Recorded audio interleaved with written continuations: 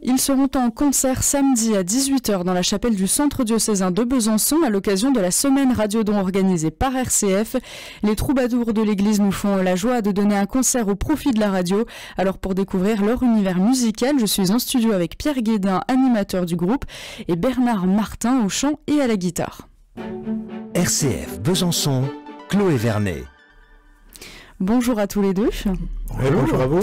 Alors déjà, merci beaucoup d'avoir accepté de donner un concert au profit de la radio RCF dans ce cadre du Radiodon. Alors les troubadours de l'église, Bernard, je me tourne vers vous. C'est vous qui êtes à l'origine de ce groupe. Est-ce que vous pouvez nous le présenter ? Oui, bien sûr. Alors, les troubadours de l'église sont composés de musiciens. Donc nous avons aujourd'hui une flûte traversière qui est Aude. Nous avons ensuite Christophe et Delphine qui sont au violoncelle, et puis Arnaud qui est, lui, j'allais dire au piano. Voilà. Et puis moi-même, bien sûr, à la guitare et au chant. Alors pourquoi avoir voulu monter ce projet musical ? Alors c'est une histoire assez ancienne. Bon, dans la famille, nous sommes tous chanteurs et nous avons été bercés par le père Duval, qui était un prêtre qui chantait, et ces chansons nous parlent encore aujourd'hui.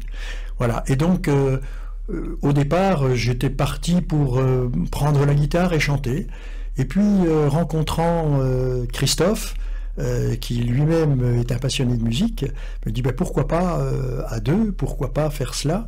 Et du coup, on est parti dans l'idée d'étoffer un peu cette équipe, pour pouvoir avoir, je dirais, quelque chose qui se tient bien au niveau musical. Voilà comment on est parti. Donc ça date de 2018, nos premières répétitions, et depuis, on bourlingue pas mal. Et vous donnez des concerts principalement en Franche-Comté ?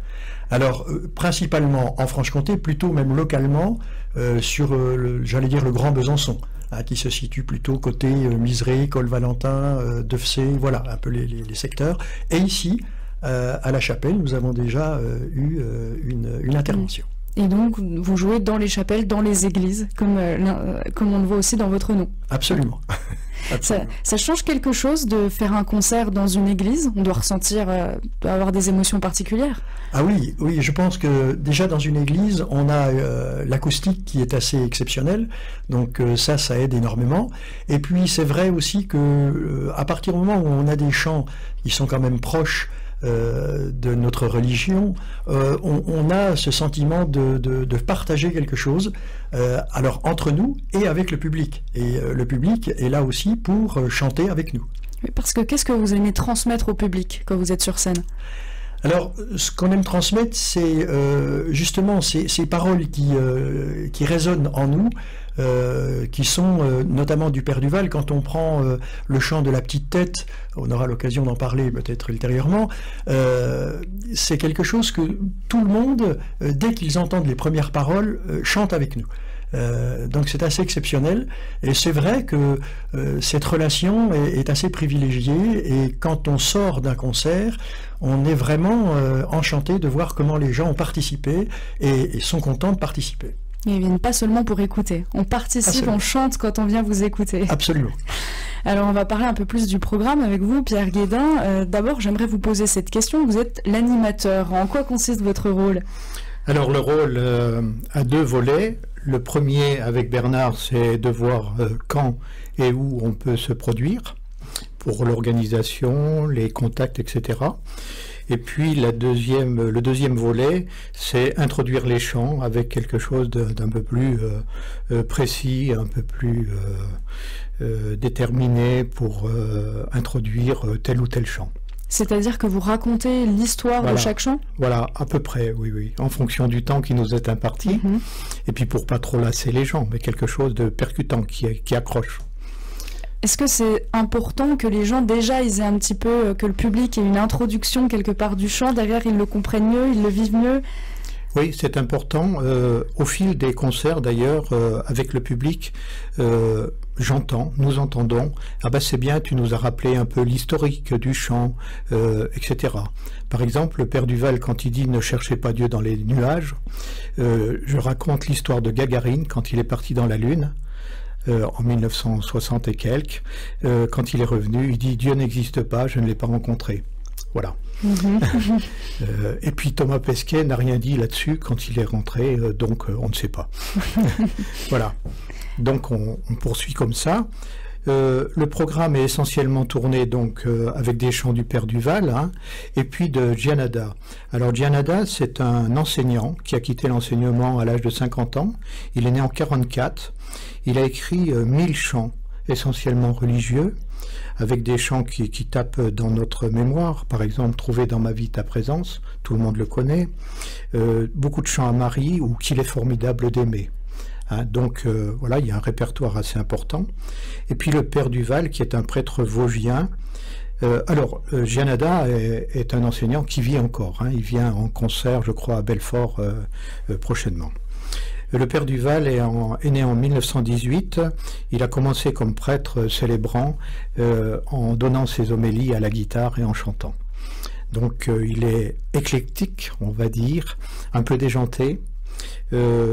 Il a subi les hantises de la drogue, de l'alcool, etc. Il a un caractère franc et osé, avec des paroles qui marquent, qui nous marquent aussi aujourd'hui. Alors, après, comme il était ami avec Georges Brassens, hein, ces deux personnages totalement différents, il aimait dire avec Georges Brassens il me laisse dire amen et moi je lui laisse dire merde. Voilà, bon, je m'excuse. C'est un peu provocateur. Voilà, c'est un peu provocateur, mais ils l'étaient tous les deux. Hein. Et voilà, donc après il y a d'autres auteurs qui sont chantés comme ça ponctuellement, mais c'est avec Bernard qui décide les chants.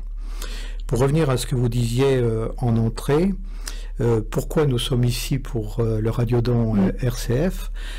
Quand Monseigneur Bouilleret a présenté ses vœux agréés en début d'année, j'ai rencontré le directeur de RCF et puis je lui ai dit tiens, vous faites un radiodon, moi il y a un groupe, les Troubadours de l'Église, ah oui, j'en ai entendu parler, etc.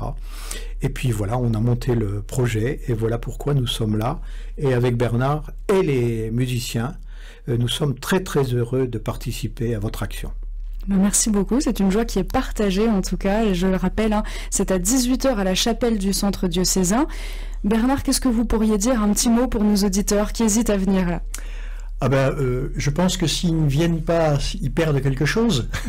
Non, je pense que ça peut être une agréable soirée de partage entre nous. Qu'ils sachent chanter ou pas, c'est pas grave, mais qu'ils viennent nombreux, ça c'est important, à la fois pour que les dons à RCF soient vraiment ce que l'on attend, c'est-à-dire important, parce que vous avez de grands besoins, et on le sait, et qu'ils viennent vraiment découvrir pour ceux qui ne nous connaissent pas, et puis pour ceux qui nous connaissent, une fois de plus, venez nous aider. Oui, et puis d'autant plus que c'est dans un cadre prestigieux. La chapelle du centre diocésain est en plus une belle acoustique.